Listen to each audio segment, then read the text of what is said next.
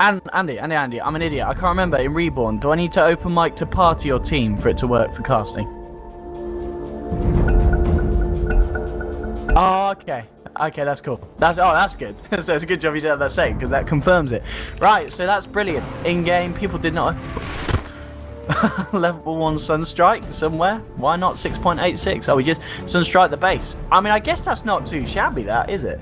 Level 1, get the Sunstrike out, have a quick little check at some items if you get vision when you Sunstrike the base. You know, you might see those secret item pickups. Yes. What? What? Is this a jungle Abaddon? Alright, so I guess it is jungle MP. I guess. I mean, I guess they are going to run him in the jungle if they're going to put Abaddon. I mean, this is what we were saying. The fact that I don't think I've actually seen a game where it has been support. I swear it just always has been in a farming core role, like on the bottom hard lane. Yes. 30 seconds to battle.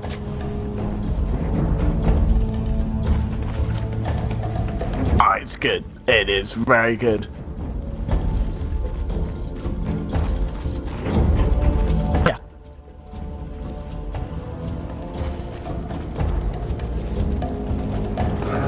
I mean, that's the thing as well, and like Dendi, obviously, his damage is all AoE. You've got a Mana Void as well. Yeah, if you get that Axe Abaddon ult out before they start coming through in the fights, it's going to be hard for Navi to fight into. But anyway, ladies and gentlemen, here we go. So game 1 here of the 2-game series between Navi and Team Spirit. On the side of Navi, we're going to be having Akmo on that off-lane Spirit Breaker. Soneko will be on his support Sanking. Dendi in the mid lane on his signature Puck, and down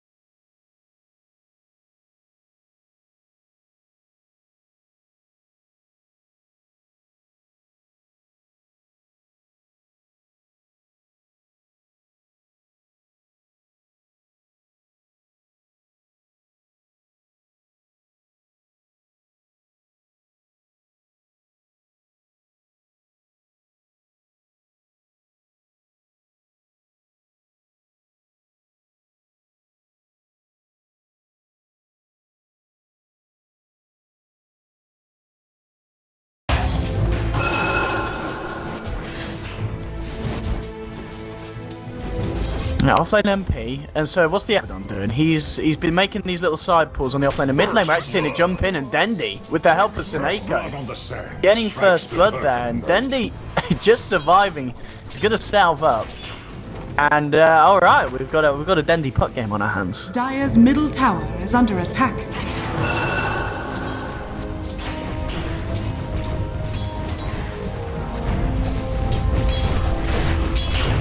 Yeah.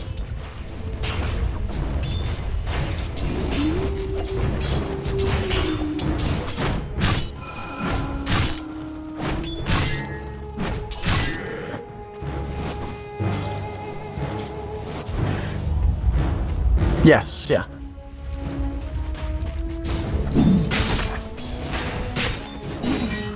Yeah, I mean, this is just one of those games where you're looking at the heroes and you know there's going to be a point where it kicks off. I think a lot of this is on Dendi's Blink Dagger timing as well, and oh, there we have some branch action. Plants a tree, eats a tree, double the length for the regen. Yes, please. Dendi there, using it to hold his place in the mid lane. It's 10-1 against the 7-2. Also favoring the fact, and also Soneko, he's looking for the rat round Invoker. He's ready for it this time though, playing a little bit more careful, getting back. Go Black is there as well and does have an Aphotic Shield available if stuff does kick off. So Invoker will be fine this time, and I mean Soneko on this level 2 Sanking. I don't think I've ever seen level 2 Sanking be this aggressive in the mid lane.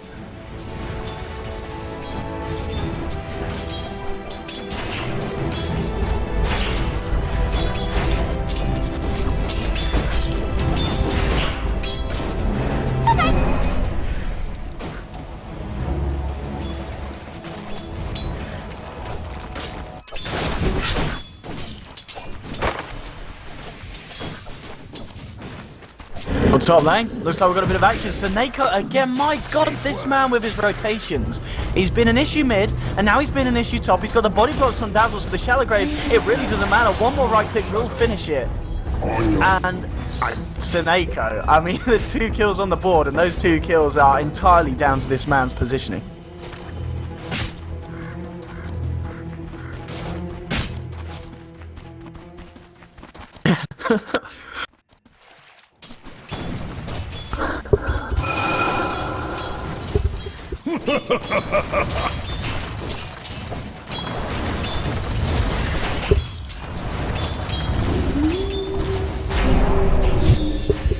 And again, mid Seneko. Look where he is again. This man on his tanking. My bloody god. We just. I was worried about the camera control, but I don't need to because I can just keep it double clicked on Seneko at this point. I mean. Oh dear. Oh, he leveled? Yeah, I'll take the rune. Yeah, double damage, yeah. Seneko. He's out. Oh, he might be in trouble. He's got art style to help him out.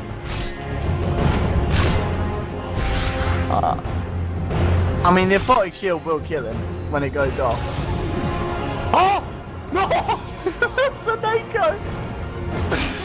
Oh, I love this guy. Oh, no, don't do it, Seneko. Oh, he went back in. There was another shield as well, so he was guaranteed dead. Now Daz was there to keep Godblack alive a little bit, and he's got the shallow grave. So at the same time, they did manage to get the Nature's Prophet off as this chaser was going on with the Abaddon. So Abaddon will get out. So Dazzle does manage to save him. In fact, is he going to just deny himself there? Tower is under attack. Looks like he is. Just denies himself. He spent all his money, so free trip back to base. No! Oh, they're crumbling. Yeah, oh, that is, yeah. And given it the Nature's Prophet as well, he's been on the off lane. Hasn't really got that much CS. He was really just focusing on trying to harass down the anti-mage in the lane, so not really focusing on the farm for himself, but yeah, getting himself involved in the second kill. So 4-2 at the moment, still Navi with the edge, but the farm's looking good for Invoke and the farm's looking good for the Lycans, so arguably a pretty close game at the moment.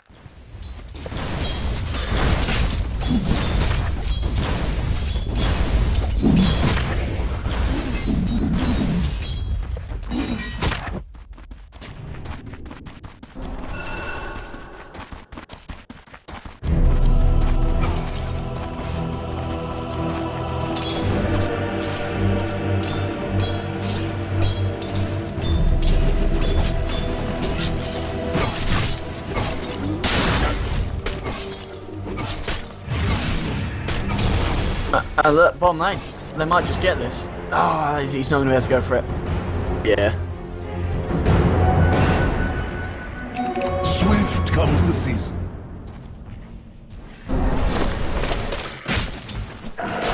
Talking about TP, they're actually going to teleport the Nature's Prophet up top. He's got a haste rune, and we'll see them start to get a push on this top lane. Seneca's going to come forward and use the burrow strike here. He needs to be a little bit careful.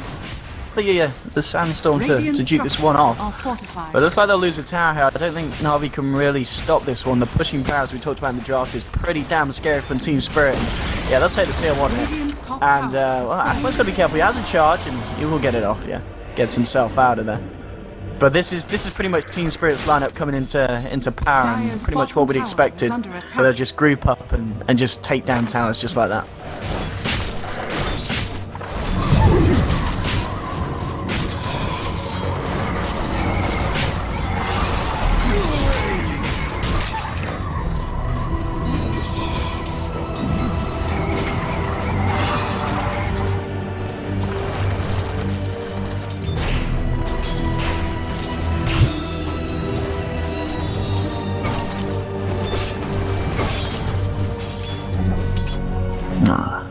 Oh, Andy, people are saying you're muted in game.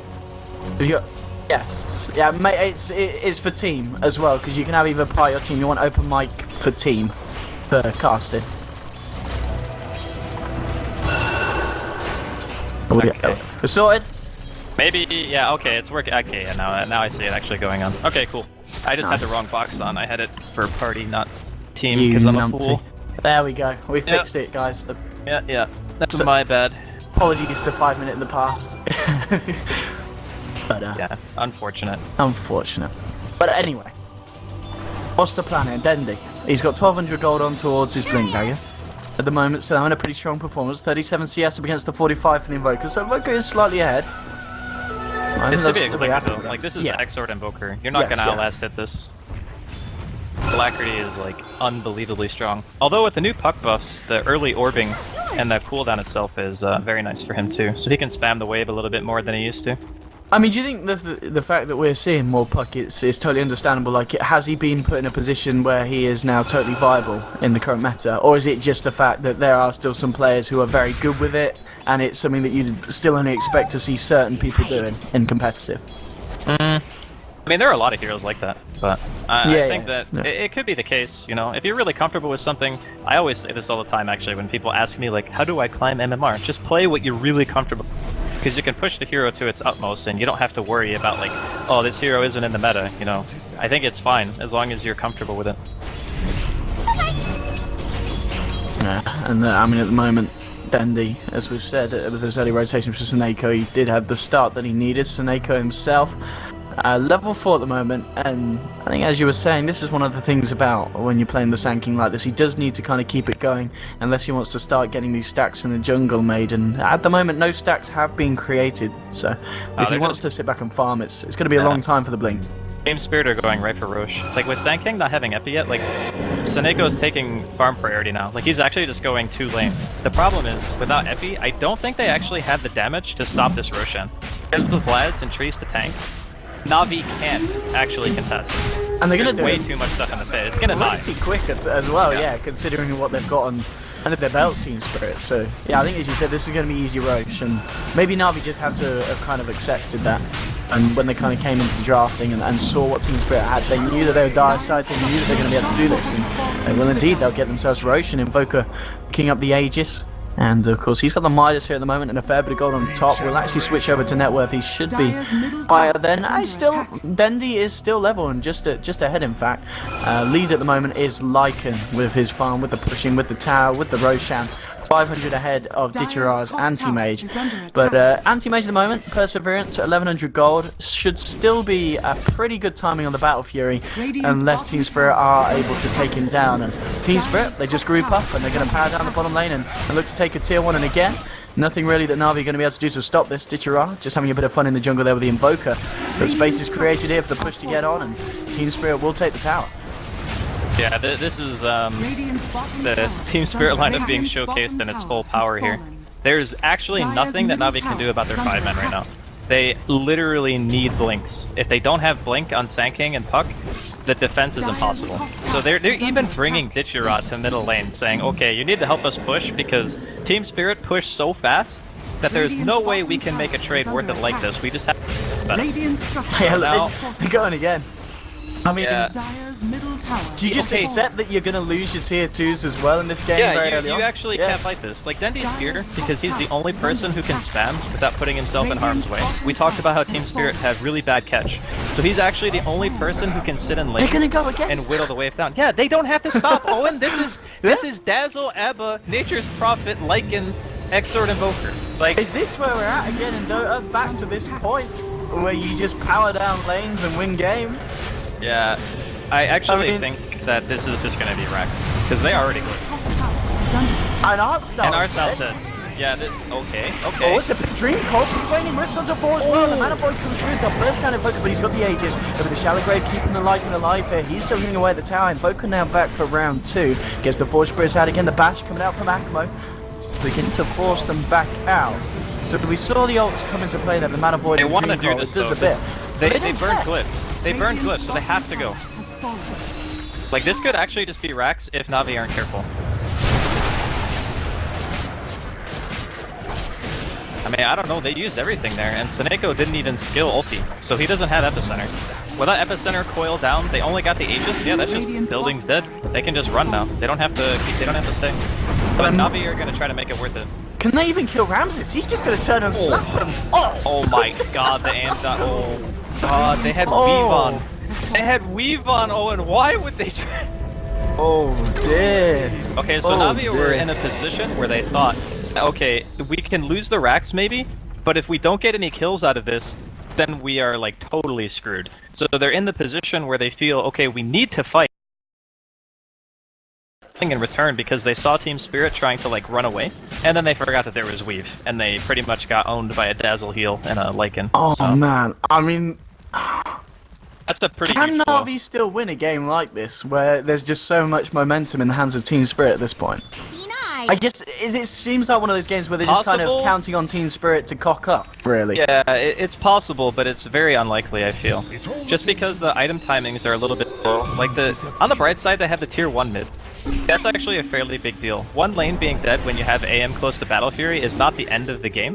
The bigger issue is trying to keep the lanes pushed out sufficiently so that Team Spirit can't ever get to your base again, you know? Like, you want the AM and the Puck to be, like, wave spamming constantly. You want the Sand King to get Blink, not only for the team fight, but also because it's very hard for Team Spirit to catch those heroes.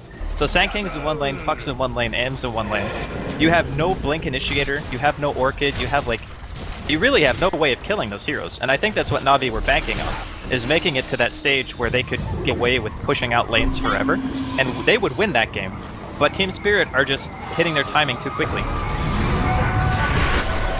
Yeah, this is, and the fact, what level Necro have we got? It's just level 1 Necro on the Lycan, but it's still something. He's nearly hitting level 11 as well. Dendi, the level 9, Blink and Shred. Seneko does now have a point in the epicenter at level 8, so they've got something else to add to these fights. But it's just so terrifying, this push. That's the tier 1 down, and again, Team Spirit probably not going to stop here. They're probably going to move on for the tier 2 as well. Sending the whole damn zoo 100 down. gold from Blink. This is big. If he gets his Blink Dagger and gets one good epi, it could be a turnaround here. Okay. But he needs to be able to, like... I think he needs to kill the Dazzle. If he kills the Dazzle, the push is over. Radiant's middle tower. Then they can't sustain. Like, the Dazzle is the only thing that's making this possible right now for them. If they can kill him, I think they have a shot at defending this. Oh, you got your Battle Fury done, but they got mech. mech. Oh yeah. my god. 15-minute mech on this man, and a man that he did die early on, but since that he's been kept his composure, and he's not. I mean, this is the thing. This is Godlike, right? He's got what? 1 kill, only 2 assists. He's only got 24 CS, but just because of the amount of towers and objectives that they've taken, he's pretty damn rich. He really is. Oh, Iceberg. This could be a nice pick. Oh man, didn't get him. The Deafening Blast. Oh wow, everything being thrown down there. They say, we need a Dream Coil, we need a Burrow Strike. I mean, Seneko was there, I don't know, I guess it was maybe, it wasn't still on cooldown. I don't know why they necessarily felt they needed to throw down the Dream Coil. Meanwhile, same time, top lane, Akmo getting caught out on his own. And the 5-man push is going to now look towards the top lane. They've taken the tier 2 mid, they want to try and find this final tier 2 top. But as you said, Navi, they do have the epicenter blink on Seneko.